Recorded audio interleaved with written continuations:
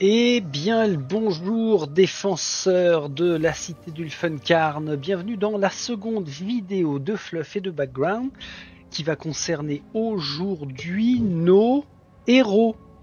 Hier, nous en avons appris un petit peu plus sur Radukar le loup et toute sa clique.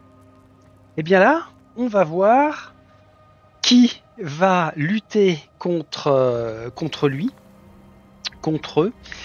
Et ça peut changer les perspectives que j'avais de ces héros rien qu'en voyant leur fiche ou en voyant leur look. En fait, c'est incroyable comme on se projette sur un jeu rien qu'au look des figurines. Bon, j'enlève la vignette. Ça va s'intituler Face aux ténèbres pour le chapitre sur les héros. Ce sera beaucoup plus court que ce que nous avons fait hier avec les grands méchants. Ah, il faudrait que je pense à vous montrer aussi, pendant qu'on y est, le petit bonus, tous les héros qui ont été peints. Je ne sais plus où je m'étais arrêté après la vidéo de motivation numéro 3, qui clôturait la série de motivation de peinture à Warhammer Quest. Mais peu importe, on les reverra tous. Comme ça, ce sera le petit plaisir avant le jeu. Allons-y. Face aux ténèbres. Liés par le destin, les héros d'Ulfenkarn se lancent dans une quête pour mettre fin au règne de Radukar le loup, le tyran de la cité maudite. Ce ne sera pas une tâche facile, car le vampire domine la ville d'une main de fer et dispose d'innombrables serviteurs.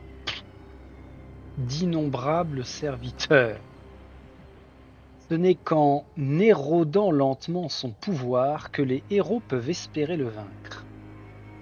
Choisis par le destin. Les membres de la bande qui se retrouvent face à Radukar ne sont pas liés par l'honneur ou un quelconque serment de loyauté. Il s'agit d'un groupe hétéroclite où chacun poursuit ses propres objectifs, même si tous ont intérêt à détruire le vampire. Ils ont tous souffert entre les mains de Radukar, car ils ont été capturés par ses sbires et ont été emprisonnés dans les cachots de la citadelle d'Ébène sur ordre du chambellan Torgilius. Ils semblaient condamnés à une mort douloureuse entre les mains des tortionnaires du loup. Cependant, Pulatis, une elfe menant une vie d'exilé, avait échappé à la capture. Cette experte de la discrétion et du camouflage passa outre les gardes Kozargi et réussit à libérer ceux qui avaient défié Radukar. Piégés à l'intérieur d'une ville infestée de morts-vivants et traqués inlassablement par des créatures avides de boire leur sang et de dévorer leurs âmes, nos héros se réfugièrent à bord de l'Adamant, l'aéronavire du Commodore marchand Caradron d'Agney Oldenstock. Décollant d'un point d'amarrage caché dans les ruines noircies par les flammes d'une église sigmarite, l'Adamant est désormais le seul lieu à peu près sûr face aux horreurs qui hantent les rues d'Ulfenkarn. C'est depuis cette base volante, mais précaire, que les héros préparent leurs actions contre Radukar le loup et ses séides. Ils sont prêts à tout pour s'opposer au plan du vampire et saboter ses efforts visant à précipiter Ulfenkarn dans la damnation. La bataille pour sauver la cité. La présence terrifiante de Radukar est palpable dans tous les recoins de la cité. Chaque jour, l'espoir de la population s'étiole davantage et ainsi, la ville glisse peu à peu vers l'étreinte funeste du Nadir de Shiish, ce vortex de magie pure qui menace de dévorer toutes les âmes mortelles de la cité. Lorsque cela se produira, Radukar compte canaliser les énergies nécromantiques libérées par cette extermination de masse. Au cours d'un sinistre rituel célébré dans sa salle du trône, au sommet de la citadelle d'Ébène, il tentera d'accéder à une forme d'apothéose en devenant une des plus puissantes entités mort-vivantes de Shiish. Ceux qui espèrent tuer le loup avant que cela n'arrive ne sont pas au bout de leur peine. Même s'ils parvenaient à le vaincre en combat, cela ne suffirait pas à le détruire, comme l'érudit Octren Glimskrai l'a découvert. En effet, grâce à la magie nécromantique la plus abjecte, Radukar a créé plusieurs phylactères de sable sépulcral qui contiennent chacun une goutte de son sang et qui sont liés à son âme maudite. Tant que ces phylactères existent, le vampire ne peut pas être tué, car il serait alors ressuscité par la pierre du royaume contenue dans ces artefacts. Il faut donc les trouver et les détruire avant de se confronter à Radukar en personne. Heureusement pour les héros d'Ulfenkarn, il reste une lueur d'espoir, car le pouvoir de Radukar le loup n'est pas encore total. Il persiste. Ah, je vais changer de page.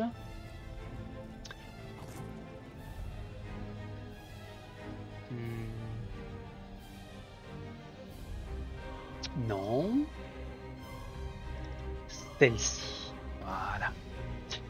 Donc, il reste une lueur d'espoir car le pouvoir de Radukar le loup n'est pas encore total. Il persiste des braises de foi dans le cœur de la population traumatisée et qui pourrait renaître en un feu salvateur si les nouvelles des actions des héros se répandaient dans la ville. Chaque acte de bravoure, chaque horreur détruite, chaque relique récupérée fera grandir la légende des héros et reculer l'aura de terreur de Radukar. Ce n'est qu'ainsi que la ville pourra éviter d'être anéantie. Les lames et les flèches ne suffiront pas pour mener cette guerre de l'ombre, certes. Les créatures de la nuit peuvent être éliminées par la force de l'acier, mais pour porter un coup significatif, il faudra rassembler plusieurs artefacts. La pierre de royaume chargée de magie est aussi rare que des fioles de sang de drac. Toutefois, elle existe en quantité suffisante dans la ville pour créer des armes d'une puissance redoutable, assez peut-être pour percer le cœur noir de Radukar. Par conséquent, les héros vont devoir récolter suffisamment de pierres de royaume pour que Kolgo Nuxon, le talentueux artisan artificier de l'adamant, insuffle son pouvoir dans leurs armes. La tâche qui attend les héros est monumentale. La volonté du vampire est accomplie par une coterie de lieutenants cruels entièrement voués à sa cause, dont l'ancien érudit Torgilius, désormais obsédé par la mort, le géant silencieux appelé Gorslav, le fossoyeur, et un revenant, appelé Algrim, le capitaine de Lufengar. Chacun de ses subordonnés devra être assassiné pour réduire l'influence de Radukar. Ce sera d'autant plus difficile que chacun de ces agents du loup a reçu de ce dernier un phylactère en guise de protection. Les chances de réussite des héros d'Ulfenkarn paraissent faibles, mais tant qu'ils survivront, l'espoir perdurera. La cité maudite peut encore être sauvée, et son peuple peut être libéré de ses souffrances et de la menace de l'annihilation. Bon, eh bien voilà. Alors ça ne nous dit pas... Ça ne nous dit pas... Ah bah si, ça nous le dit. Si vous avez regardé la vidéo d'hier, notre fleuve commençait par une lettre écrite par Jelsen Darok. Jelsen Darok qui est l'un des héros que l'on va emmener avec nous. C'est ce monsieur-ci, le mystérieux type au chapeau, à long bord. Et lui, Jelsen Darok écrivait à... Il écrivait à... Ah bah je ne sais plus. Une de ses maîtres. Je ne sais plus exactement. Est-ce que c'était dit d'ailleurs? C'est pas sûr. En tout cas,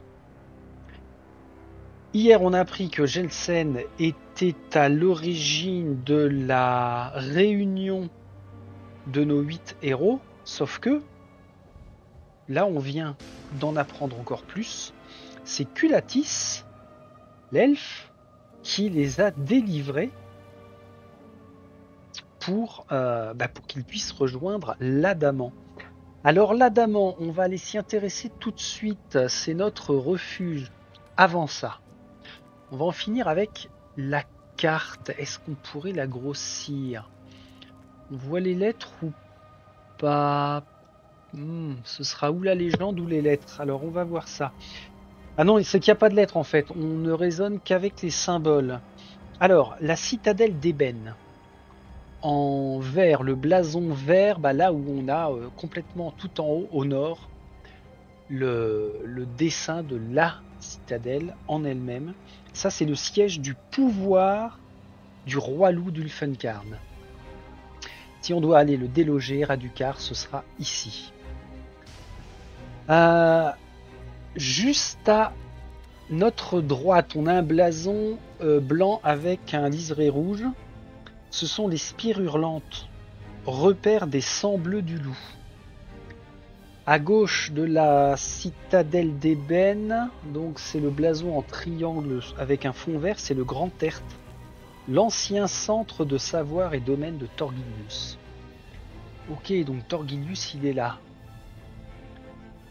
Ensuite, si on descend juste en bas à droite de la citadelle, à quoi 2 cm sur fond bleu, on a comme une sorte de P dessinée en lettres blanches, c'est Souffle Mort, un lieu hanté par les spectres où personne ne vit. Au sud-ouest de la citadelle, on a un symbole rond avec comme une croix en jaune de dessiner. C'est l'aérodoc de Venalten, ancienne plateforme commerciale. Au milieu de la carte, un triangle, un blason en triangle avec un liseré rouge. C'est la porte de Varn, la forteresse de l'Ulfengard. Ouais, ça en fait quand même des... On voit qu'il y a un mur d'enceinte à cette porte de Varn. D'ailleurs, si on longe le mur d'enceinte pour arriver à l'est, on a un triangle sur fond marron, c'est la Bourbe. Un canal encrouté de sang aux abords infestés de charognards. C'est un vrai plaisir à visiter cette cité. Ensuite, complètement au sud, on a ce blason en blanc et gris. Ce sont les jardins des morts, cimetières et fosses communes de Gorslav. À l'ouest, un ovale en blanc avec un T dedans. C'est le bosquet du pendu. C'est l'ex-ambassade Sylvanette, servant de nid aux chiroptères. Ok. Et nous reste un dernier symbole au sud-ouest en triangle. Sur un fond un peu beige clair, ce sont les cryptes de l'ombre, des cris et une musique inquiétante en émanent. Bon, alors on sait maintenant où sont localisés les grands méchants, Radukar, Gorslav. On se doute que pour trouver le capitaine de la garde Algrim, ce sera à la porte de Varn, donc la forteresse de l'Ulfengard. Bref, on voit que nous allons avoir quand même beaucoup de... Ah, j'aurais pu le mettre comme ça, tiens. On va avoir beaucoup de lieux à visiter. Alors visiter, c'est un bien grand mot. Beaucoup de lieux dans lesquels passer le plus rapidement possible pour éviter de se faire écharper. Et pour éviter de se faire écharper à de trop nombreuses reprises, on va aller voir ce que nous offre l'Adamant. Ce vaisseau, si j'ai bien compris, un vaisseau que dirige le nain Dagné Oldenstock. Voyons voir ça. L'agile forceur de Blocus, baptisé l'Adamant, fait la fierté et la joie de Dagné Oldenstock. Il est propulsé par des endrains à injection de dernière génération de fabrique Ingrid Kaz qui lui permettent de naviguer plus rapidement que n'importe quel autre vaisseau. Sa conception a été supervisée en détail par le Commodore marchand lui-même et fait honneur à la technologie éthérique des Caradrons. Sa coque noire, gravée de runes boucliers d'illusion, lui permet de se fondre dans son environnement, ce qui est un sérieux avantage étant donné le métier d'Holdenstock. Cependant, en dépit de la qualité de sa construction, l'Adamant n'est pas un navire de ligne. Il ne dispose que de petites bordées de coulevrines éthériques, car Holdenstock préfère la ruse à la force brute et la vitesse à la robustesse. De plus, les réserves de carburant presque épuisées du navire rendent toute fuite d'Ulfenkarn impossible, et chaque voyage au-dessus de la ville doit être soigneusement planifié. Enfin, l'équipage de l'Adamant n'est constitué que de 10 acranautes, même si chacun de ces duardins est un vieux loup de mer qui en a vu d'autres. L'indrigneur Kolgonuxon dispose d'un petit atelier à la poupe du navire où il peut examiner les trésors ésotériques qu'Holdenstock ramène de ses expéditions. Et là, tant que j'y pense, grande est ma déception. Parce que dans ces jeux-là, moi j'aime bien quand on a une phase de repos.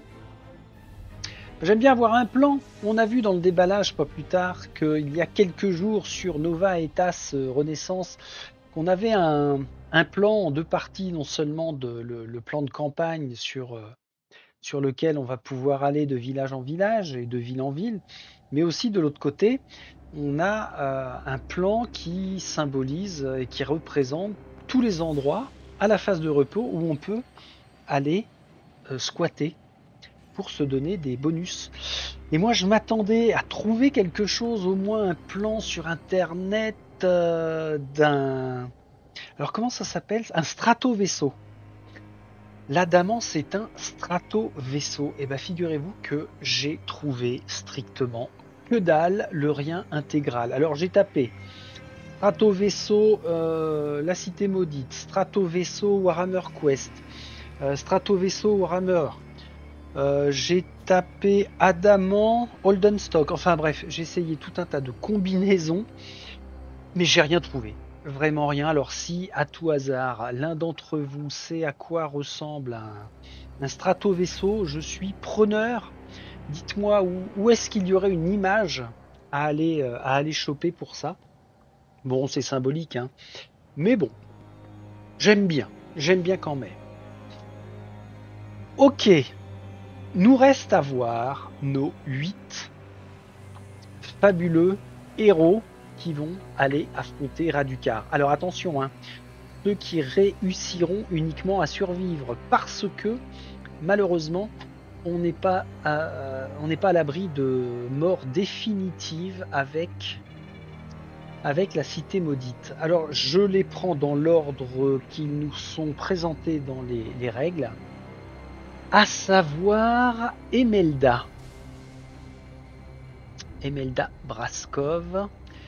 Donc là maintenant on s'intéresse aux agents de la rébellion. Citation, enfin pas une citation mais une phrase qu'a prononcée Emelda Braskov. C'est ma ville. J'ai combattu pour elle à l'extérieur de ses murailles et par Sigmar. Je combattrai à l'intérieur de ses murs jusqu'à transpercer son cœur noir avec mon épée s'il le faut.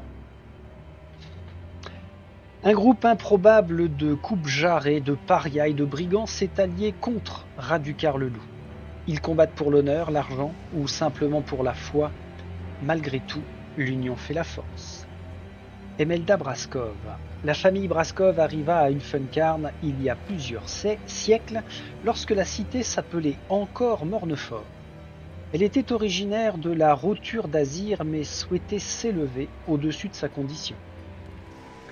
La tradition au sein de cette famille était de vouer ses aînés à une carrière militaire, en espérant que ceux-ci deviendraient des officiers et montraient dans la hiérarchie.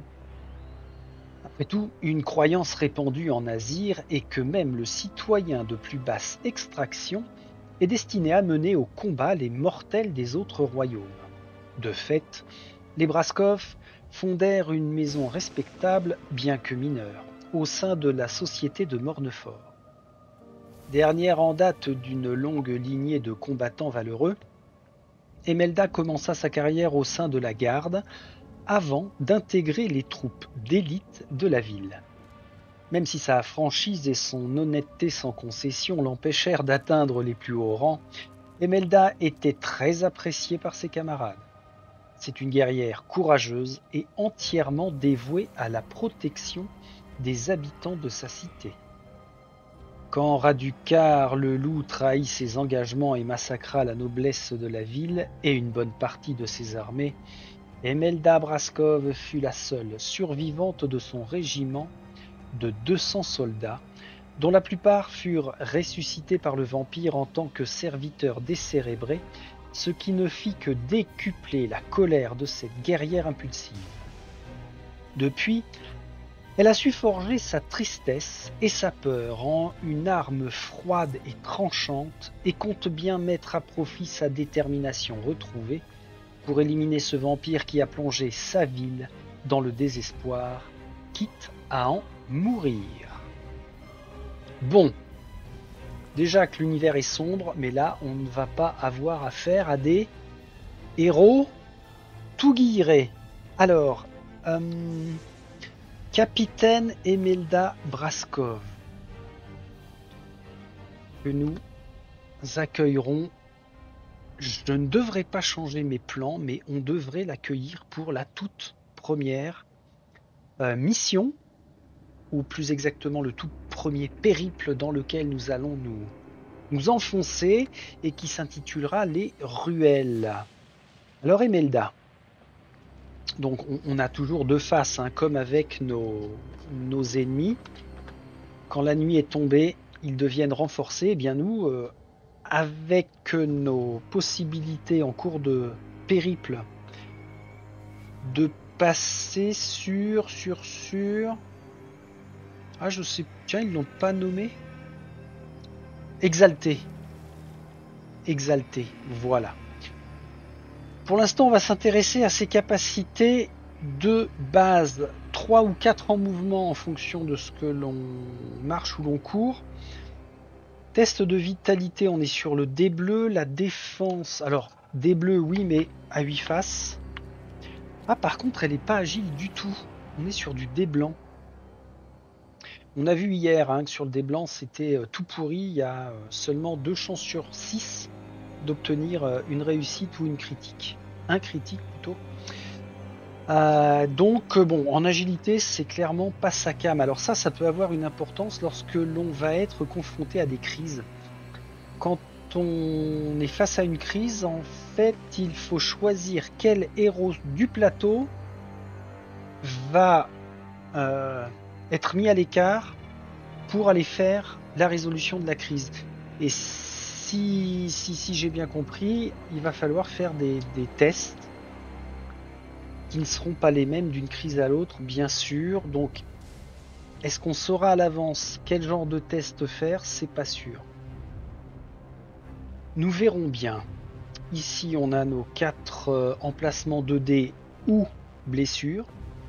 Son action d'arme, elle utilise lueur de l'aube. Elle a juste besoin pour ça de consommer un dé à 1+. Attaque de mêlée. Alors là, par contre, au corps à corps, elle va tabasser au dé à 12 faces rouge pour infliger 2 dégâts standards ou 4 dégâts critiques. Elle peut consommer un 6+, pour faire un coup fatal. Elle ne peut faire cette action qu'une seule fois par tour. On choisit 2 hostiles adjacents l'un de l'autre, ou 2 dans la même case. Les 2 hostiles doivent être aussi adjacents à Emelda.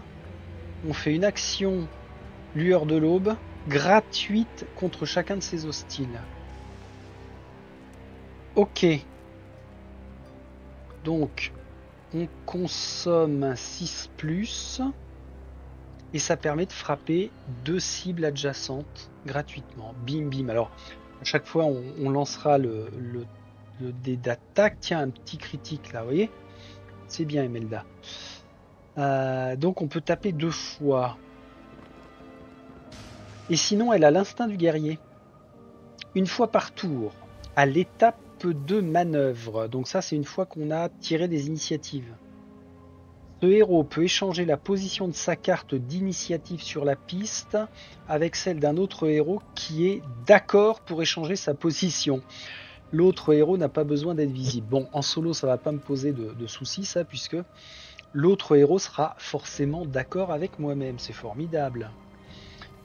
Bon, ça c'est puissant, hein, une manœuvre gratuite, sans déconner, ça évite de consommer un dé. Donc c'est bien Sentier de la Gloire. Ah, je sais plus ce que c'est ça. Fauchez-les. Chaque fois que Emelda va tuer 3 hostiles ou plus durant la même activation, elle gagne un point d'exaltation. Ah bah, c'est pour passer sur sa face exaltée. Faut qu'elle tue minimum 3 hostiles pendant la même activation. Comment on fait ça? Ah bah si, puisque on a 4 dés d'action. Et bah voilà, il suffira d'avoir un 6. Il suffira de 2 cibles adjacentes. Si les 2 attaques passent, on en dégomme un. On se déplace, on se redéplace et on va en dégommer un autre. Mais oui, c'est faisable. Bien sûr que c'est faisable. Et après, quand elle sera exaltée, elle augmente ses dégâts basiques de 2 à 3. Par contre, son dé rouge se transforme en 2 dés bleus. Alors, ça veut dire qu'on va maximiser les chances. Normalement, 1, 2, 3, 4 et 4, 8. 8 chances sur 16, donc ça fait une chance sur 2. Alors qu'avec le dé rouge, 1, 2, 3, 4, ça fait 8 chances sur 12. Ah non, c'est le dé rouge qui reste le plus efficace. Ah, c'est bizarre ça. Par contre, son coup fatal est utilisable sur un 5+, au lieu d'un 6+. L'instinct guerrier ne change pas. Et sur sa version exaltée, elle gagne la vision d'héroïsme. Ce héros ne peut pas être sonné ni fatigué. Ah mais c'est ultra puissant ça. Ah ouais. Ok. Bon, c'est une coracoriste pure. Pure de dur.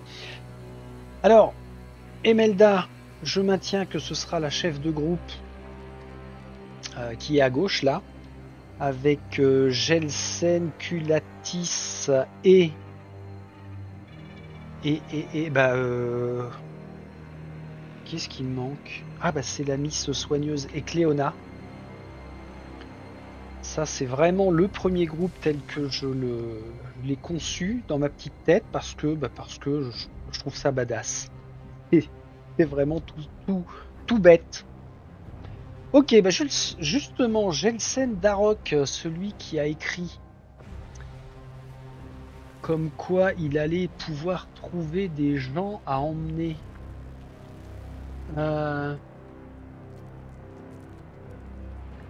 Gelsen, il est là.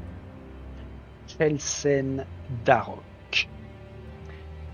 Il a dit un jour, aussi dur que Darroch avait-il coutume de dire quand j'étais dans l'ordre, et il ne savait pas tout. La morale, c'est pour les faibles, mon ami. Oh, il est badass. Ah, j'avais pas fait gaffe sur la figurine si on voyait son... Ouais, non. Au niveau de son visage, on ne voit pas son bandeau sur l'œil. Le guerrier solitaire nommé Gelsen Darroch est d'un aspect aussi austère qu'inquiétant. Il appartenait jadis à l'Ordre d'Azir, une organisation chargée de pourchasser les sorcières, les apparitions et les cultistes des dieux sombres. Toutefois, son comportement mena à son expulsion, même si les raisons exactes restent un secret bien gardé. Darroch a utilisé ensuite son expertise à bon escient en traquant les vampires, dont la malédiction a longtemps plané sur Karstinia. Porter les atours d'un chasseur de vampires à Chilich est bien évidemment très risqué, car ces créatures figurent parmi les morts-vivants les plus rusés, et elles assassinent quiconque les menace de près ou de loin. Pourtant, l'excès de confiance de Darok le pousse à arborer en toutes circonstances des pieux sacrés en bois de feu d'Akshi et un fusil aux balles de mort-argent. Ces investigations furent plus ou moins couronnées de succès car il détruisit 3 vampires en autant d'années. Et puis un jour, lorsqu'une courtisane au passe-coude en soie lui proposa de prendre sa retraite et finir ses jours dans les délices des maisons closes de Létis, il identifia immédiatement comme une agente d'une dynastie vampirique. Toutefois, son instinct retint sa main. Depuis, sous le patronage de cette intrigante, il a eu accès à des informations qui lui ont permis de détruire des dizaines de vampires. Il arrive même que quelqu'un déverrouille les cryptes avant sa venue.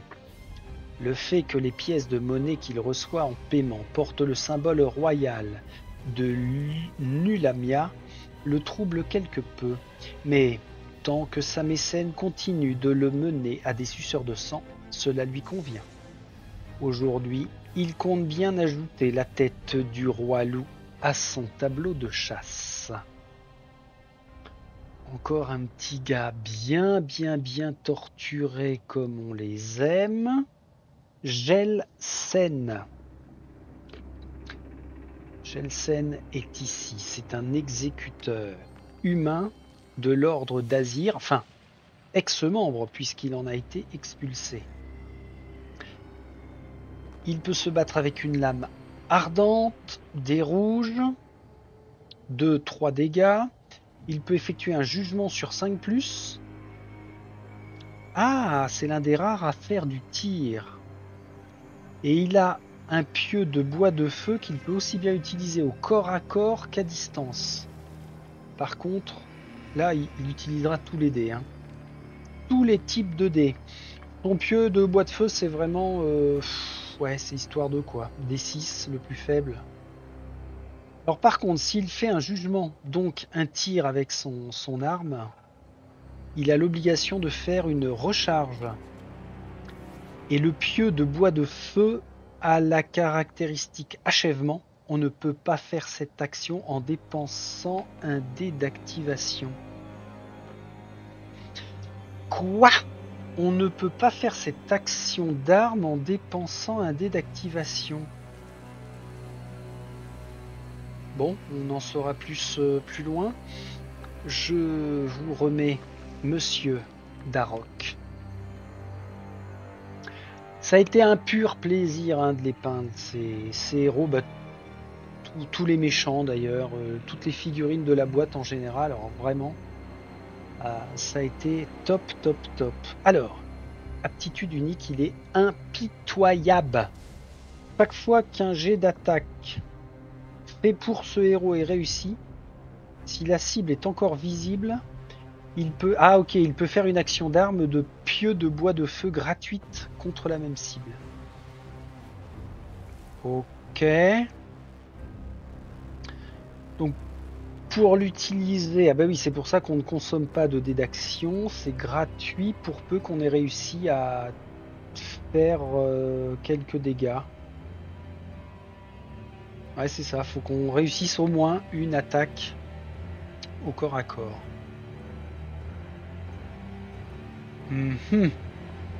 Pas mal.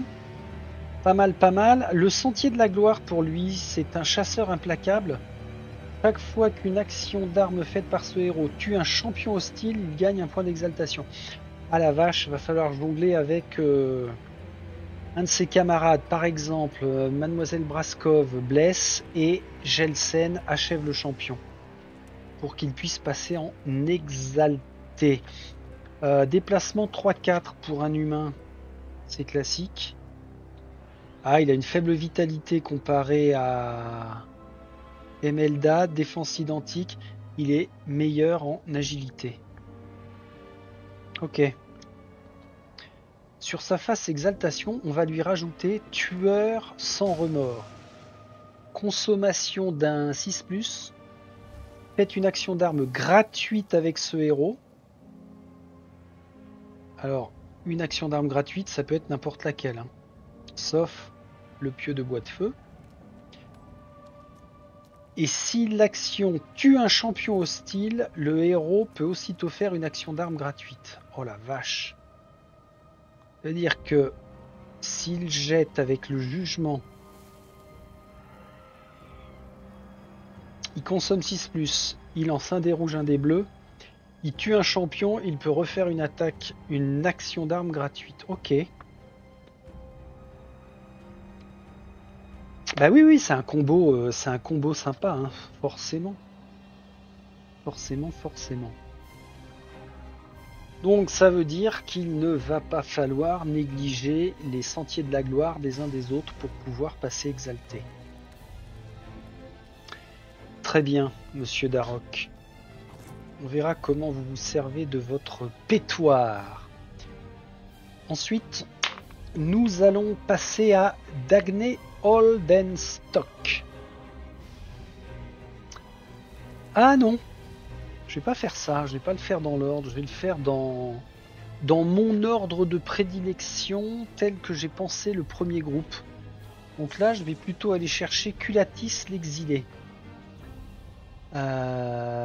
Dagny, Octrenne, Culatis, elle est là. Elle a dit un jour, vous n'êtes pas de mon peuple. Je n'en ai plus. J'ai choisi l'exil plutôt que la lâcheté. Toutefois, mes flèches peuvent encore me venger, voire m'apporter une forme de rédemption. Les Kurnoti sont une race d'Aelfes étranges dont le secret n'est connu que de Sylvaneth. Ce sont des chasseurs qui ne tuent pas pour le sport ni pour se nourrir, mais pour éliminer les horreurs surnaturelles des domaines qu'ils considèrent comme des sanctuaires. Culatis était autrefois une des gardiennes des prairies d'Engala, cette région de Ghiran qui s'étirait de la porte de royaume de Penultima jusqu'aux territoires primordiaux de Shyish. Malheureusement pour elle et ses camarades Kurnoti, le vampire Radukar et son armée de Kozargi traversèrent les prairies alors qu'ils se dirigeaient vers Zargoron. Culatis et ses camarades harcelèrent les intrus. Cependant, leur adresse et leur connaissance du terrain n'étaient pas de taille face à la force et à la résistance des envahisseurs.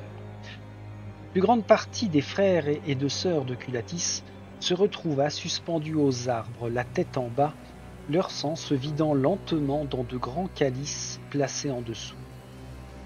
Les survivants du clan perdirent espoir et s'enfuirent pour recommencer une nouvelle vie d'existence ailleurs.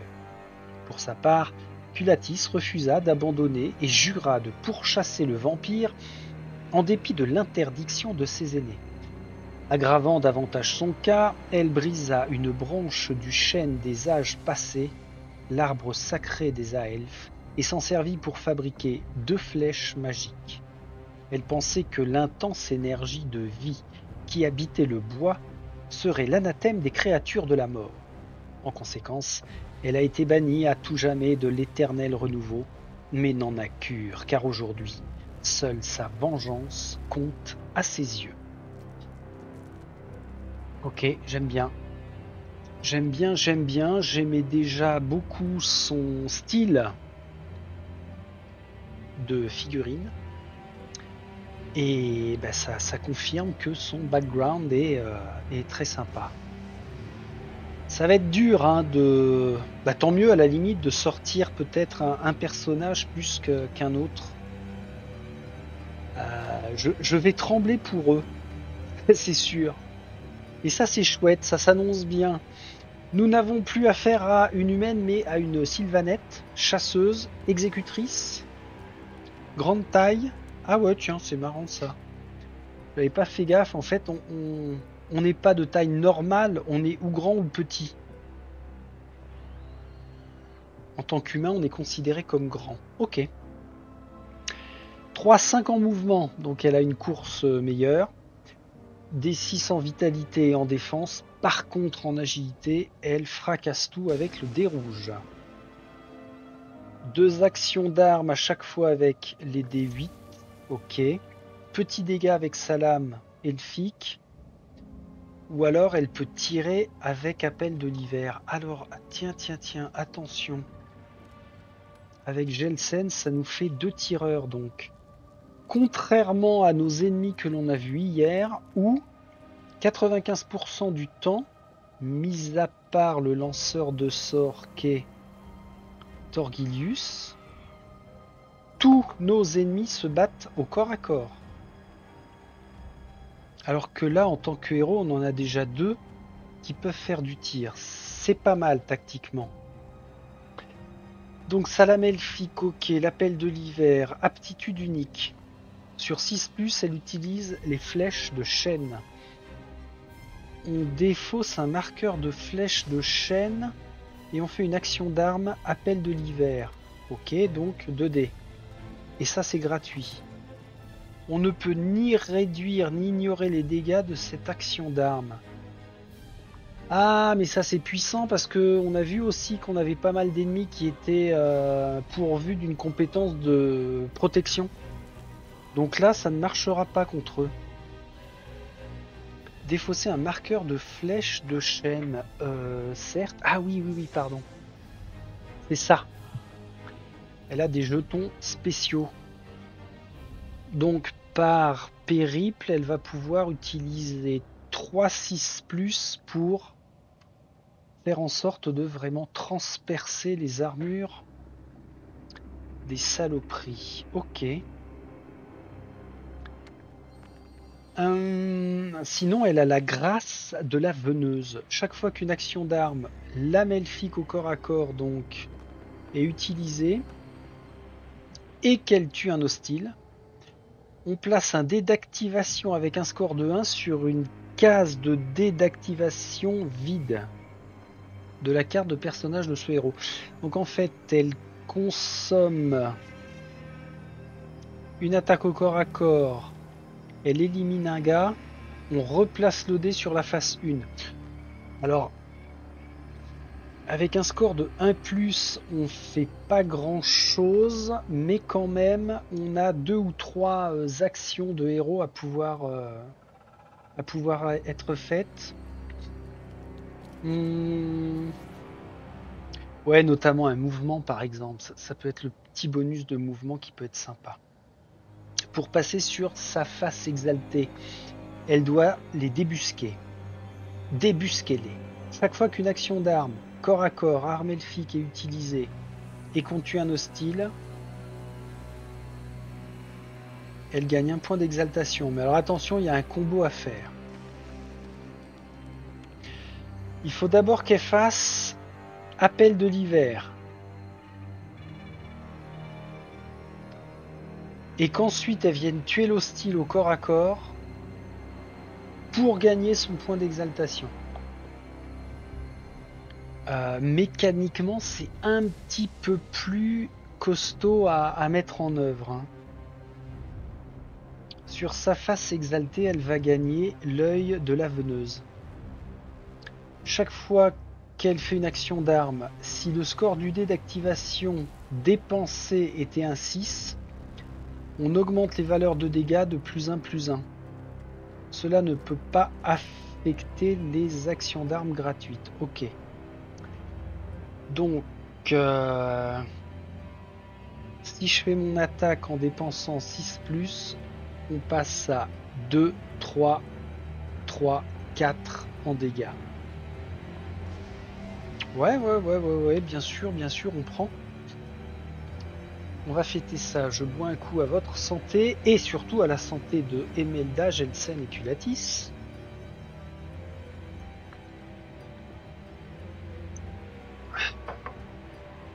Et nous allons passer à la 4e membre du groupe, qui est Cléona. Alors, elle, je suis curieux de savoir ce qu'elle propose.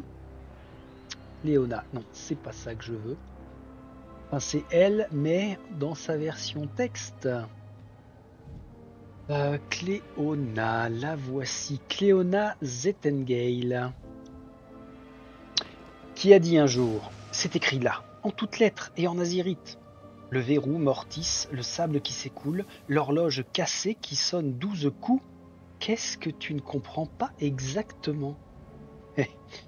Ce serait-il pas l'érudit casse-bonbon du groupe? Même si les missionnaires du culte de la comète se sont répandus dans tous les royaumes mortels depuis Azir, leur enseignement orthodoxe et rigide est souvent dédaigné par les classes populaires. Pendant des décennies, les seuls membres du culte de la comète à Ulfenkarn furent Grandame Bellica, une octogénaire sévère qui conservait son petit temple dans un état de propreté impeccable, et ses quelques assistantes, dont Cléona Zettengale. Bellica mourut d'un infarctus pendant l'ère des vicissitudes, sans doute à cause d'un présage un peu trop funeste. Cléona et ses sœurs sortirent dans les rues pour tenter d'alerter la population, mais personne ne les écouta. Elle harangua les gens à propos d'un cataclysme terrible sur le point d'advenir, de la vengeance du nécromancien suprême et d'une faille dans le cosmos qui allait tous les engloutir. Toutefois, nul ne voulait entendre ce genre de choses, d'autant plus que la vie était déjà suffisamment rude comme ça. Au fil du temps, les membres de cette sororité disparurent mystérieusement les unes après les autres, si bien que Cléona pense à juste titre qu'elle est aujourd'hui l'unique survivante. Même si d'un côté, elle est satisfaite de constater que sa prophétie à propos du nécroséisme s'est réalisée, elle souhaite aujourd'hui agir et triompher de la malédiction des vampires grâce au pouvoir de Sigmar.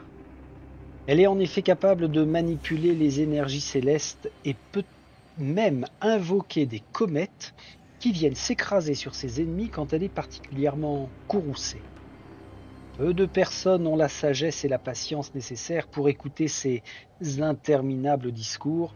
C'est pourquoi elle a décidé de détruire Radukar de ses propres mains. Car un acte vaut 1000 paroles, un tel exploit prouvera une bonne fois pour toutes la suprématie de Sigmar. Ah! On a affaire à quelqu'un d'un petit peu intégriste, hein, sur les bords quand même. Pas que sur les bords d'ailleurs, hein, le milieu aussi. Mais j'aime bien le personnage. J'ai tout de suite aimé la figurine en elle-même. Alors je nous l'ai faite comme ceci, hein, petit rappel. Je la trouve sympathique comme tout avec son grand bâton. Alors par contre, le bâton sur le champ de bataille, ça risque peut-être d'être problématique, un petit peu comme Burtog là, avec ses armes qui dépassent. On verra comment on peut faire le placement sans trop de problèmes. Mais sinon, la posture est sympa. Vraiment très très sympa. C'est une humaine, prêtre, maître du savoir, mouvement humain classique. Alors, pas terrible, hein. Agilité 1d6, défense 1d6, vitalité au dé bleu. Bon, la fragile du groupe, j'ai envie de dire. Elle a une masse 3 fois bénie. En mêlée, un tir avec des stylets de foudre céleste. Les dés d'utilisation sont pas mal. Pour les stylets de foudre céleste, elle peut déclencher la puissance d'Azir. Une cible qui subit du dégât est également sonnée. Impeccable. Alors sonnée, je suppose qu'on passe notre tour. Elle peut faire un toucher revigorant. Ah, la soigneuse! On ne peut faire cette action qu'une fois par tour. Et on retire une affection à ce héros. Ah, attention. On retire une affection. Affection ne veut pas dire blessure. Yacht. Mais affection, c'est un pion malus. Elle peut utiliser le bâton de dévastation céleste sur 6+, une seule fois par tour. Ah oui, mais par tour, mais ça va en fait. Un hostile visible. On jette le dé rouge. Si c'est réussi, L'hostile plus un autre sur la même case subissent 2 dégâts directs. Ensuite, on jette le dé bleu pour chaque hostile sur une case adjacente. Si c'est réussi, l'hostile ou le héros subit un dégât. Ok, donc ce sont les fameuses comètes, ce sont des boulettes de feu en fait. On n'est pas dans la grosse bouboule à la Donjons et Dragons, mais ça peut faire un nettoyage sympa sur les nuées de rats, les chauves-souris, ce genre de choses-là. Son sentier de la gloire est là, présage funeste. Au début de l'étape d'initiative, le joueur peut choisir de défausser un ou plusieurs dés d'activation de Cléona ayant le même score que n'importe lequel des dés de destin qui ont été défaussés. Et pour chaque dé qu'elle enlève, elle gagne un point d'exaltation. Attention les yeux là. Que l'on comprenne bien les dés de destin. Phase d'initiative, on jette les 5 dés noirs. Oh. On enlève tous les doubles. Ça, ils ne pourront pas servir à nos héros pendant le tour. On fait notre phase, elle jette les dés, chiotte. Là, c'est pas faisable, c'est pas réalisable. Ah, pop, ayant le même score que n'importe lequel des dés. Ah oui, alors là, j'ai fait D6, c'est pas de peau. Ah, ok. Donc, si j'obtiens ça, je défausse un 6 et ça me donne un point d'exaltation. Donc l'intérêt, ça va être d'avoir... Je vire ça. Ah ouais, c'est pas si évident alors. Oh putain, là, ce serait pas mal. Ah ouais, d'accord. Sur D1, ça veut dire que mon tour, je vais pas pouvoir faire des miracles. Par exemple, je pourrais pas lancer stylet de foudre céleste, il me faudrait un 4+, j'en ai pas. J'en profite pour virer 2 dés identiques. Ça me donne 2 points d'exaltation. Waouh! Waouh! On a tous, et c'est tant mieux, des sentiers de la gloire. En fait, ce sont nos objectifs de bataille à Gloomhaven, quoi. À part que on a toujours les mêmes d'un périple à l'autre. Bien. Ici, bon, bah, on gagne en utilisation de dés d'attaque. Et qu'est-ce qu'elle gagne en plus? L'alignement céleste. Aptitude à utiliser qu'une fois par tour. Avant l'étape d'initiative, on choisit Cléona ou un héros visible.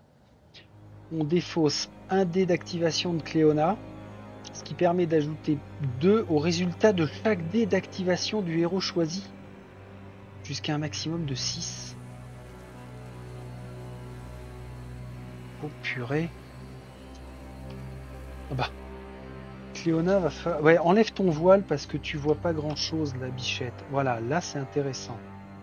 Donc, dans ce cas de figure, ça s'applique aussi bien à elle qu'à un héros visible. Je défausse un dé d'activation, donc je perds une action potentielle, sauf que j'augmente de 2 les autres dés jusqu'à un maximum de 6. Ah ouais, ça contrebalance en fait vachement le fait d'avoir perdu un dé d'activation, hein. Y a pas à tortiller. Bien. Bien. Donc là, avec mon premier groupe, on a beaucoup plus... Alors je l'ai aussi, ça me plaisait de le construire comme ça. On a beaucoup plus de tirs que de corps à corps. Mais c'est pas grave. Je veux voir s'il y a une réelle différence d'utilisation.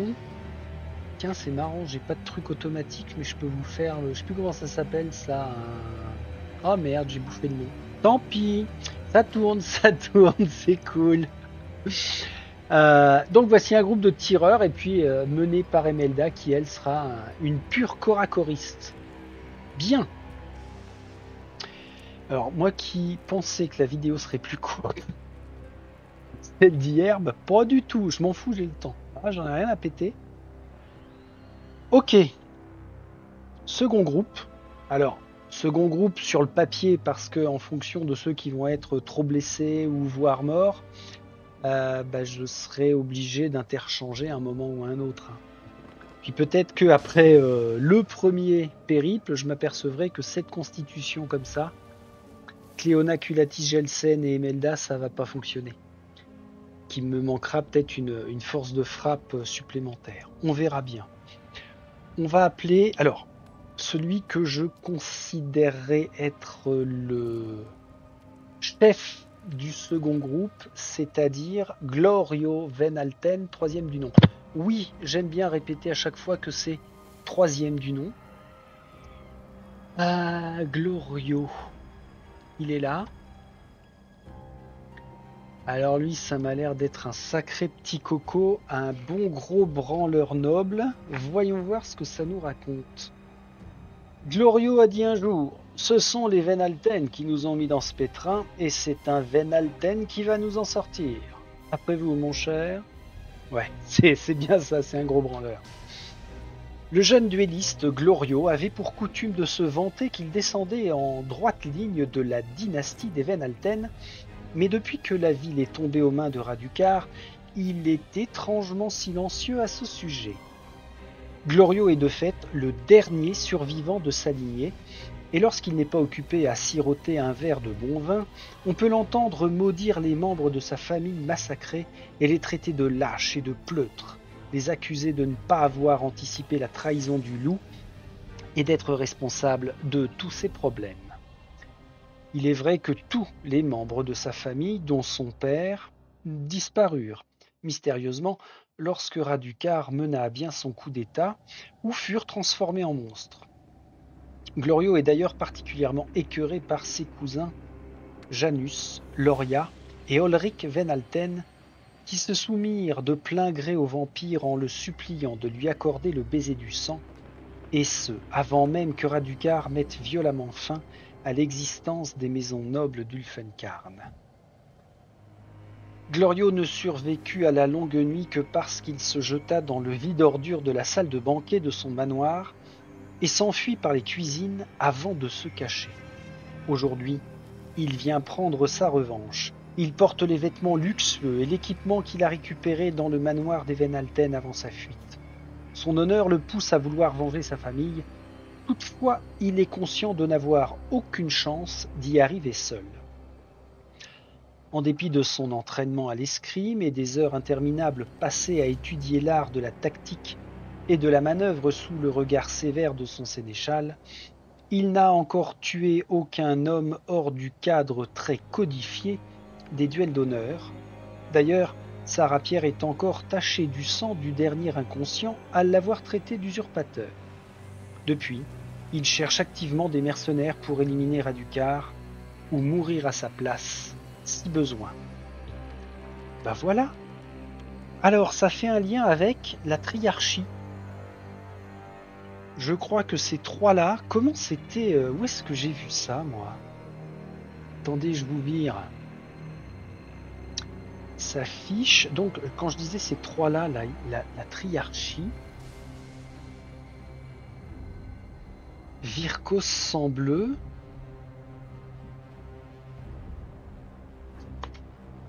J'ai dû voir passer ça quelque part, mais il me semble que les trois là, ce sont les fameux... c'est quoi? C'est les cousins? Ouais, c'est cousins Janus, Loria et Olric.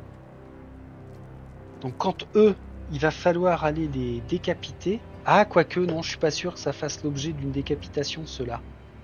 Ils font pas partie des purs lieutenants. Est-ce qu'on a un moyen de le savoir? Traduc... Ah si! Génial. Ça c'est génial. Regardez sur le tableau Ulfenkarn en péril. On a les triplés Venalten à aller buter. Alors ça veut dire que impérativement, s'il est encore vivant, il est toujours parmi nous et de ce monde, il faudra que ce soit Glorio qui prenne la tête du contingent pour aller buter les trois péteux là. Alors où est-ce qu'il est, Monsieur Venalten? Je ne sais plus si j'avais fini de le peindre lui, peut-être pas. C'est pas sûr. En tout cas, si ça c'est pas un look de noble comme il se doit de l'avoir, notre Glorio, il est fun. Eh ben, encore un tireur, tiens. Franchement, il est super cool. Je sais pas, la posture, on sent qu'il est déterminé, il avance, il met en joue, il tire. Terminé, ça tombe. C'est un humain. Prince. L'âme. Alors l'âme, c'est comme Emelda, en fait, c'est une catégorie de combattants. Il est l'âme. Ah oui, et ce mot-clé, ça va servir pour faire progresser nos traits. On pourra lui choisir une carte de traits en lien avec l'âme.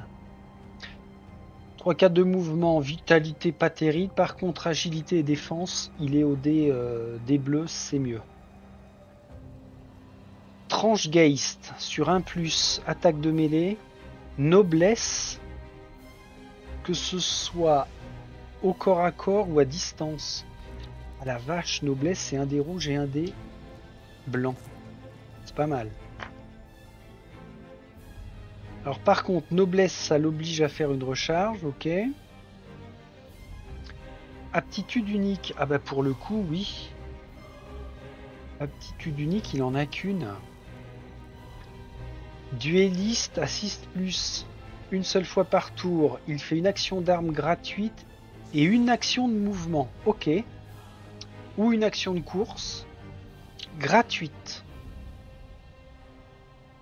Donc, il fait une action d'arme et il se déplace. Dans n'importe quel ordre. Ah, ça c'est intéressant.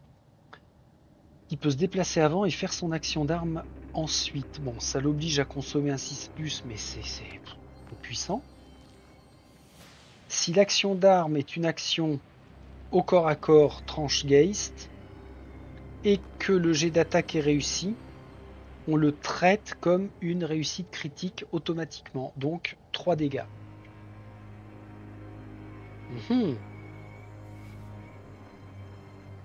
Ouais, je suis toujours là, hein, mais ça me fait cogiter sur le côté tactique. Oh purée. C'est bien. Sentier de la gloire de Monsieur Venalten. Reprendre la ville. Chaque fois qu'une action d'arme faite par Glorio tue le dernier hostile d'un groupe, oh, on gagne un point d'exaltation. Ça c'est pourri. Ça c'est vraiment super pourri parce que pour moi ça limite dans les actions tactiques à opérer. Ça le ralentit en fait. Il serait obligé d'agir en dernier par rapport à ses petits camarades pour espérer éliminer le dernier hostile d'un groupe. C'est chiant. Je suis déçu, Monsieur Venalten. Alors, j'espère que ce groupe-là, ça va pas être le groupe poisseux. C'est pas possible. Sur son côté exalté, il gagne une frappe invalidante avec un 3+. Il fait une action Tranchegeist au corps à corps, gratuite. S'il inflige des dégâts, elle se retrouve piégée. Donc elle aura un jeton piégé. Piégé, je suppose que... Tiens, oui, je les ai pas relus, mais enfin... je suppose qu'on passe son tour... Un hostile piégé, il doit faire une action de mouvement. Ah ouais, s'il doit bouger, il ne peut pas. C'est normal. Ok. Ok. Bon. Autant je suis plutôt satisfait de ces lancers de dés. Mais par contre, son sentier de la gloire, je le sens pas bien. On verra. On va ensuite passer à... Alors, un qui me paraît très chelou, c'est Octrene. Octrene, qui se trouve... ici. Non, pas du tout. Tu es où, Octrene? Il est là? Non. Il est là, oui. Voilà.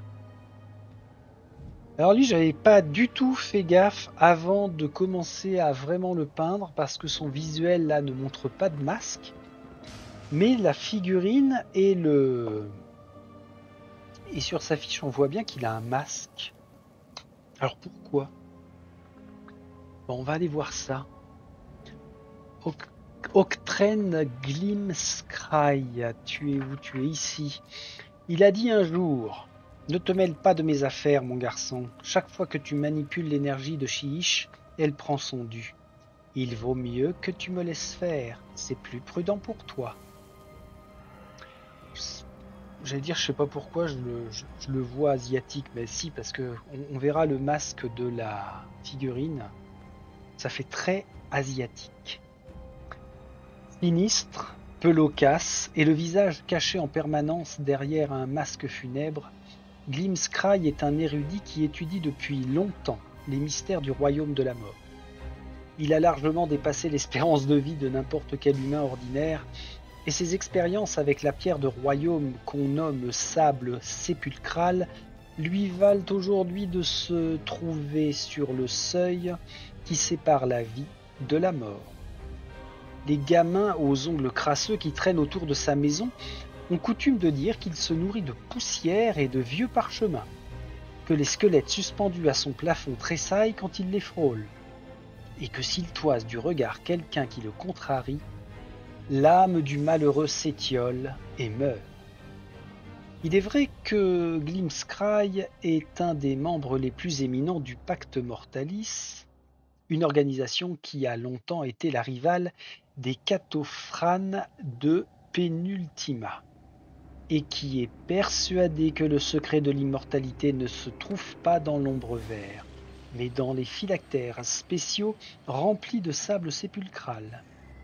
Autrefois, celui qui est désormais le chambellan Thorgilius était le meilleur ami de Glimskrai jusqu'à ce qu'il dérobe les fruits de leurs recherches, s'enfuit à Ulfengarn et franchisse un cap qu'Octren aurait toujours refusé d'envisager.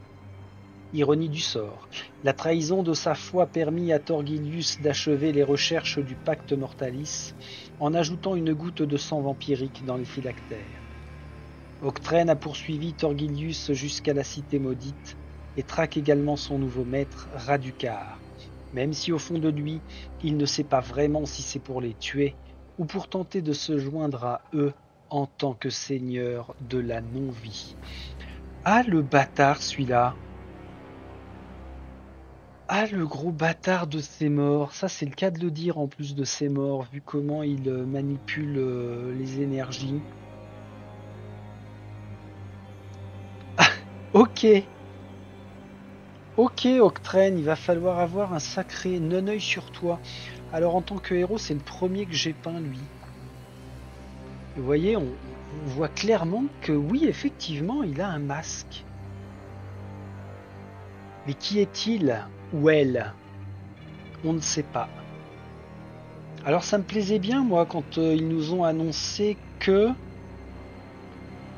c'était le meilleur ami de Thorgilius. Tout de suite, j'ai pensé comme avec Glorio, quand il faudra aller tuer le chambellan pour le décapiter, ce serait impératif que Octren prenne part à la chasse. Alors mon petit Octren, tu es un humain, un érudit de la mort, un maître du savoir. Tu as un brandon d'envoûtement en mêlée ou un regard vide, que ce soit en mêlée ou à distance avec des attaques correctes. Le brandon d'envoûtement par contre est imprégné de mort, c'est-à-dire qu'une cible qui va subir des dégâts est en outre maudite. Je vous maudis! On augmente de +1, +2 la valeur des dégâts de toutes les actions d'armes qui ciblent cette figurine. Attention, combo à venir parce que il faut d'abord que Octren frappe au corps à corps pour qu'ensuite, grâce à la malédiction, un de ses petits camarades vienne continuer de frapper pour augmenter les dégâts. Ou que oui, Octren frappe 2-3 fois si les dés lui permettent. Ok, ça peut être pas mal. En aptitude unique, il en a deux. D'abord, la teinture de sable sépulcral, qu'une seule fois par tour. Octrène subit un dégât. Et jusqu'au début de la prochaine activation du héros, la valeur de regard du vide en dégâts passe à 3 et 5 au lieu de 1 et 3. 5 en critique, assez balèze. Il est obligé par contre de se prendre un dégât. Et jusqu'à présent, j'ai vu 0 possibilité de se soigner. Je pensais que ce serait Cléona qui aurait un sort de soin. Mais pas du tout. Eh non, les affections, hein, ce sont bien que les malus qu'on va obtenir. Ce sont pas les dégâts. Donc, s'il se prend des dégâts volontairement, va peut-être falloir limiter à 1 ou 2 par périple. Hein. Vous voyez, avec Glorio, là, bah, ça fait 2 fois où tactiquement, ça me pose une grande interrogation. Sa seconde aptitude, c'est un sortilège de flétrissement sur 4+, un ennemi visible, on jette un dé bleu, si c'est réussi, il est sonné. Alors il fait pas de dégâts, mais il est sonné. Ouais, c'est pas mal, c'est pas mal, c'est pas mal. Ça permet de gagner du temps. Son sentier de la gloire. Ah, il a un drain de vie. Quand un hostile est tué sur la même tuile que le héros, on jette le dé rouge. Si on obtient une critique, il gagne un point d'exaltation. Quand un hostile est tué sur la même tuile, mais il va faire que ça. Bim, critique, un point d'exaltation. Bam, pape de point d'exaltation. Ah ouais, mais oh, chiotte. Rechiotte, pas chiotte. Point d'exaltation. Ok. Alors ce qui est bien par contre là, c'est que ce sont des ennemis tués ou bien de sa propre main ou bien par ses petits camarades. Lorsqu'il devient exalté, il gagne l'aptitude grimoire de la mort. À consommer sur un 4+. Une seule fois par tour, on choisit un ennemi visible pour en faire notre pantin. Il fait une action d'arme qui cible un de ses potes. Puis on choisit un hostile différent comme pantin. Ce nouvel hostile fait lui aussi une action d'arme qui cible un autre hostile. D'accord, donc on consomme simplement un 4 et on fait agir 2 ennemis à notre place. Ah ouais. Et c'est par contre une action d'arme uniquement, on peut pas les faire se déplacer. Hein. Pour bloquer d'autres qui n'ont pas encore joué, ça aurait pu être sympa ça. Ça c'est bien. Octrène, alors, 0 confiance. Je ne sais plus si je vous l'ai montré, Octrène. Oui, j'ai dû vous le montrer. Oui, si, je vous l'ai montré. Il va falloir garder un œil sur j'allais dire sa phase 2, mais on ne sait pas sa phase de quoi. On ne sait pas à quoi il ressemble. Bon, c'est sympa. C'est sympa, c'est sympa. Ensuite, je bois.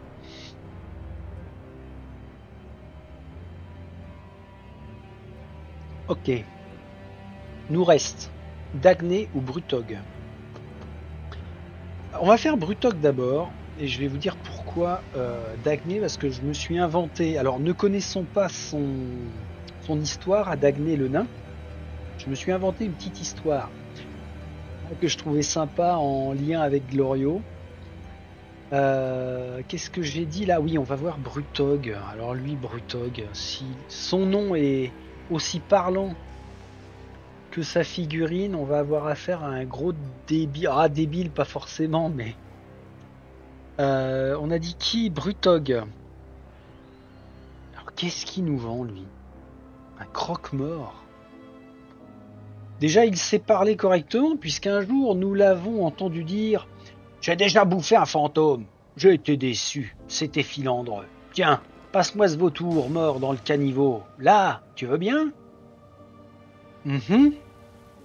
Gentil, Pépère, gentil.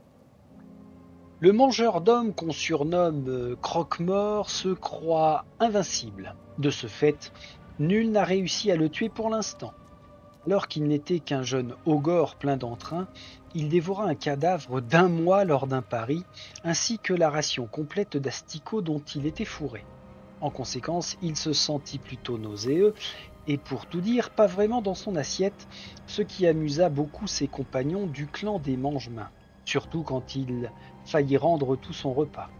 Depuis ce jour, cet ogre mercenaire s'entraîne à avoir un estomac d'acier et a pris goût pour la chair faisandée. Il raffole des squelettes, des zombies et même des corps momifiés, ce qui tombe bien car ses voyages l'ont mené dans les confins du royaume qui grouille de revenants. Brutog a arpenté les territoires primordiaux de Chiish en long, en large et en travers et a combattu d'Athanasia à Alost pour prouver qu'il était un des ogres les plus forts et les moins regardants de tout Chiish concernant la nourriture. C'est un éternel vagabond, poussé par le désir de goûter autant de cadavres différents que possible. Quand il entendit que le trône d'Ulfenkarn avait été usurpé par un énorme vampire qui se faisait nommer le roi loup, Brutog se mit à saliver abondamment en imaginant les plats de côte et les steaks saignants qu'il pourrait se tailler dans un tel mort-vivant. Il se dirigea vers la ville en toute hâte, mangea gloutonnement les cadavres des soldats empalés aux abords de la ville, puis pénétra benoîtement par la porte principale qui n'était surveillée que par 2 petits squelettes. Il se dirigea ensuite droit vers le palais qui s'élevait au cœur de la ville. Cependant, il ne tarda pas à se rendre compte que même lui avait peu de chance de conquérir seul une ville entière grouillant de morts-vivants. C'est pourquoi il se joignit à des gringalets désireux de voir Radukar disparaître. Il insiste pour s'arroger la majorité des cadavres après la bataille et en son fort intérieur, s'enorgueillit de constater qu'à cause de sa carrure impressionnante, personne n'ose lui contester ce droit. Oh my god! On a donc affaire à un gros taré. Je confirme. Alors, Brutog Croque-Mort. Lui, c'est le dernier que j'ai peint. Je sentais que moyennement sa figurine en peinture, parce que je trouvais qu'il y avait beaucoup de petits détails de tous les côtés, et ben en fait, ça m'a bien plu. Ça m'a vraiment bien plu de faire ressortir son équipement, là, ce qu'il porte. En plus, c'est la seule figurine grande taille que l'on a pour nos héros. Ouais, franchement, j'aime bien le bonhomme. Alors, le bonhomme figurine, et j'aime bien le bonhomme sur ce qu'on vient d'apprendre de lui. Pour le coup, ça veut dire que, avec Octren et Brutog, on a 2 personnes envers qui il faut avoir une grande méfiance. Super. C'est de la race des ogres, c'est un mangeur d'hommes, pilier. C'est un pilier, mouvement classique 3-4, grosse vitalité au dé rouge, une bonne défense au dé bleu, par contre une agilité de merde au dé 6. Alors qu'est-ce qu'il peut faire lui? Taille pense et défonce moelle. Ah bah enfin quelqu'un qui ne fait pas de tir. Donc en fait, de tous nos héros, pour l'instant, on n'a que Emelda et Brutog qui font uniquement du corps à corps. Alors ils tabassent, hein. En nombre de dés c'est pas mal. Les dégâts sont raisonnables sur le critique, 3-4, c'est correct. Ses aptitudes uniques. Un coup attendrisseur sur un 6+, une fois par tour. Il fait un défonce-moelle gratuitement. Il relance les jets d'attaque radés pour cette action. Donc, son dé rouge, il peut le relancer. Là, ça aurait été un critique. Là, j'aurais relancé gratuitement. Ouais, c'est bien. Et ensuite... Ah ouais, ok. Valeur de dégâts, 3 en coup normal, 5 en critique. Ok. Ah, il peut faire un coup d'épaule à 5+, une fois par tour. Il fait une course gratuite, adjacent à un hostile. Il peut pour la course se déplacer à travers les hostiles, mais il doit terminer son mouvement sur une case vide. Puis on choisit un hostile qui a été traversé, on jette le D12. Si on a une réussite, il est sonné. Bim, peu importe que ce soit un critique ou une réussite simple, il sera sonné. Donc une action de course, il se déplace de 4 cases. On consomme un 5+. On fait une course gratuite sur 4 cases. Ça veut dire qu'on peut traverser 3 ennemis. Ou plus que ça s'ils sont 2 par case. Ah ouais, c'est quand même pas mal parce que sonner un ennemi, ça veut dire qu'il agit pas. Hein. On en est au 3e héros qui a comme ça des fonctions pour sonner. Des aptitudes pour sonner les ennemis. Son sentier de la gloire. Tout vu, tout mangé. Quand vous faites un jet d'exaltation, doublez la valeur de blessure de tous les hostiles tués au cours de l'activation de ce héros. Ah bon? Alors là, il faudra que je revoie la règle sur un jet d'exaltation parce que...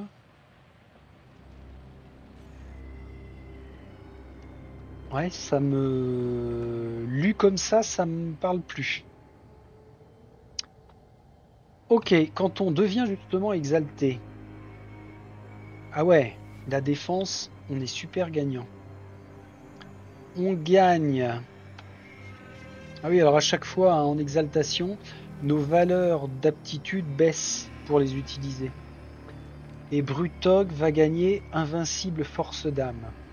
Lorsque vous retirez un marqueur de blessure ou blessure grave de Brutog, on place un dé d'activation avec un score de 1.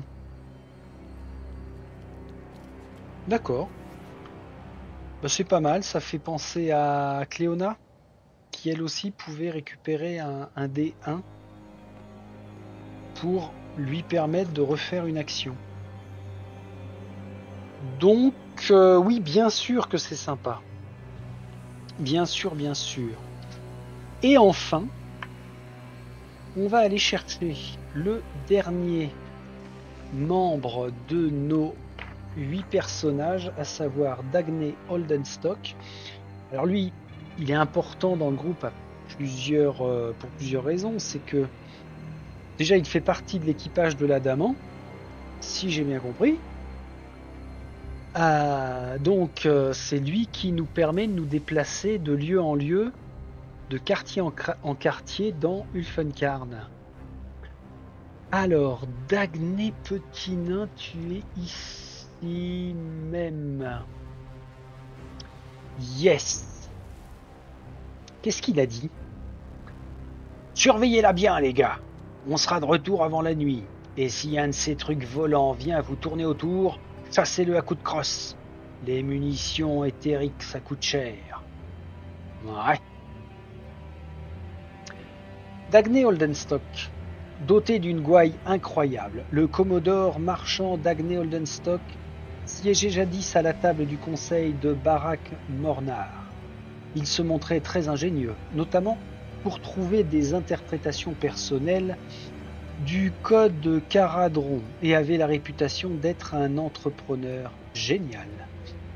L'histoire raconte qu'il s'assura le monopole commercial du sable sépulcral à Ulfenkarn bien avant que ses compatriotes réalisent les profits qu'on pouvait tirer de ce négoce, et que par conséquent son coffre bancaire débordait.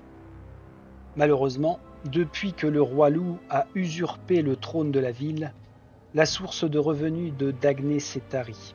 De plus, même s'il jouit toujours d'un grand prestige au sein de la société des Caradrons, son addiction au jeu lui a valu des dettes colossales, et il est aujourd'hui au bord de la banqueroute. Décidant de prendre le problème à bras-le-corps, Holdenstock a embarqué à bord de l'Adamant, le seul vaisseau qu'il a refusé de vendre, pour payer ses dettes et s'est envolé pour Chiche. Son navire opère avec un équipage minimal et une réserve de carburant qui diminue de façon alarmante. Et après que les Duardins ont constaté l'état catastrophique de la ville, aucun d'eux, en dehors de Dagné lui-même, n'ose s'aventurer dans les rues pour trouver l'origine de la malédiction qui pèse sur la cité. Malgré tout, la ruse du Commodore est toujours aussi aiguisée. Il sait que la ville regorge de trésors gardés par des morts-vivants incapables de différencier une broche en éther-quartz d'un scarabée mort, et compte bien s'en emparer. Et qui sait, si ces aventuriers auxquels il s'est allié parviennent à débarrasser une Funcarne de ce maudit vampire, peut-être pourra-t-il renouer avec le succès et briguer le grade d'amiral. Peut-être, Dagné, peut-être. Alors, que je vous dise, Dagné, je ne savais pas trop comment le peindre. Après avoir peint les autres héros, je voulais pas rester dans des couleurs classiques.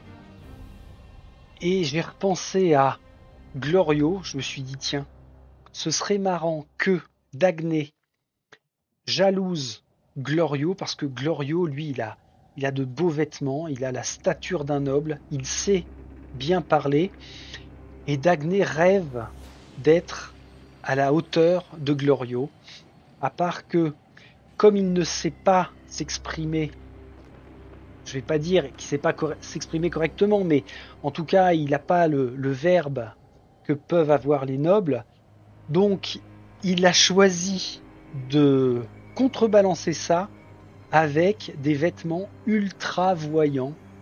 Il s'imagine que tous les nobles portent des choses extrêmement voyantes et que c'est comme ça que l'on obtient son statut et que l'on va être respecté. Donc il s'est lancé dans un semblant de compétition avec Glorio, mais bien sûr, il est plus ridicule qu'autre chose. Alors espérons que sur le terrain, par contre, il soit vraiment très très efficace. En tout cas, pour la... Reste là, mon petit Dagné. Ah bah, s'il tombe de notre strato-vaisseau, on est mal. En tout cas, pour la peinture de sa figurine, bah, j'ai trouvé ça plutôt marrant de le faire comme ça. Je vais pas dire n'importe comment, mais en tout cas, très très très voyant. Alors, Dagné, c'est un Caradron Overlord. Il est Commodore marchand. Et sa classe de personnage, c'est Pilier. Tiens, c'est bizarre parce que même lui est considéré comme avoir une grande taille. Mouvement 3-3, en course il est léger, c'est normal, petite patte.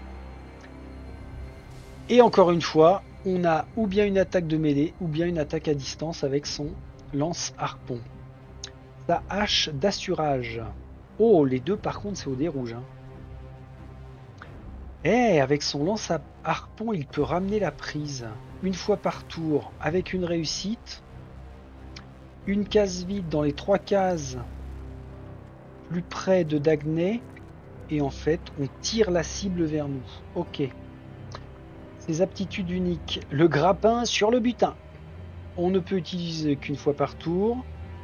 S'il n'est adjacent à aucun ennemi et qu'il se trouve dans les 5 cases d'un objet mystérieux à portée de vue, il peut faire une action de fouille comme s'il était adjacent. Ah ouais, donc ça c'est pas mal parce que les objets mystérieux, ce sont ces choses-là.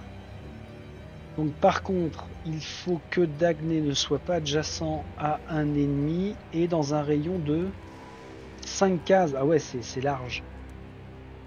Avec lui, on peut gagner énormément de temps sur les fouilles. Ok, et sa seconde aptitude, c'est dépôt des entreprises mercantiles. Il peut conserver jusqu'à 2 cartes de trésor au lieu d'une seule. Ok. Ah ouais, donc c'est le type qui va fouiller de partout et en plus conserver ce qu'il trouve. Très puissant. Enfin, puissant. On va pas exagérer, disons que c'est un bon petit bonus de petit nain. Son sentier de la gloire, créance.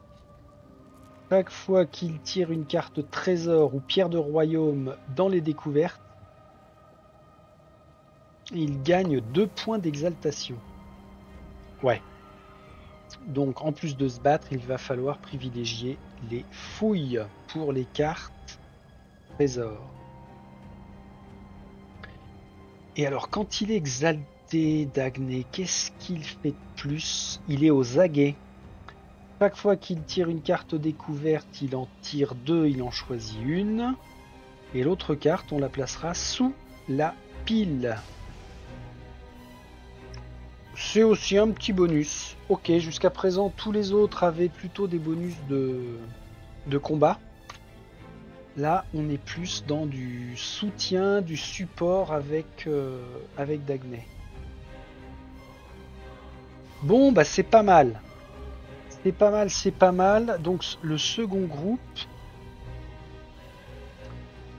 ouais, c'est vraiment une seconde force de frappe qui peut être assez intéressante parce que ça va vraiment changer le gameplay par rapport au groupe d'Emelda. Alors, les 4, quand ils vont être côte à côte, eh bien, nous les verrons comme ceci. Très sympa. Très très sympa. Alors, pour différencier les groupes, ça je l'avais évoqué dans les vidéos de motivation de peinture, je leur ai fait, ça vous l'avez constaté, des socles différents. Et je pense que je réutiliserai cette petite astuce dans d'autres jeux comme ça de dungeon crawler parce que visuellement c'est quand même cool. C'est très très cool. Bien, bien. C'est une bonne connaissance maintenant de nos héros que l'on vient d'acquérir. On verra comment ils se comportent sur le terrain. Et ça m'a quand même fait penser. Alors déjà hier, ça m'a un petit peu effleuré avec les cartes des ennemis, mais là encore plus en voyant les profils des uns des autres. On est sur un jeu très très tactique. Et c'est vrai que je me suis souvenu des parties que j'avais réalisées avec Blackstone Fortress. Il y avait de quoi faire. Il y avait franchement de quoi faire. Bah, aussi comme ce sera le cas avec Nova Aetas Renaissance. Hein. Qu'est-ce que ça va être bien? J'ai envie de vous dire ça parce que je le pense vraiment. Ok. Fin de cette seconde et dernière vidéo sur le fluff et le background de tout ce petit monde. La prochaine fois que l'on se voit, ce sera pour initier notre première partie dans les ruelles d'Ulfenkarn. Et on verra ce que Cléona, Culatis, Jensen et Emelda seront capables de faire. On va voir si je commence à râler ou pas.